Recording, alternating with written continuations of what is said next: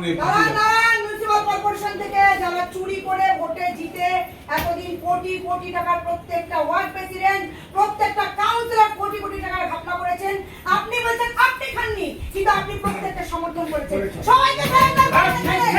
করতে হবে, প্রত্যেককে সারেন্ডার হবে, নাহলে কিন্তু প্রত্যেকটা জায়গা কিন্তু আমরা জিন্দাবাদ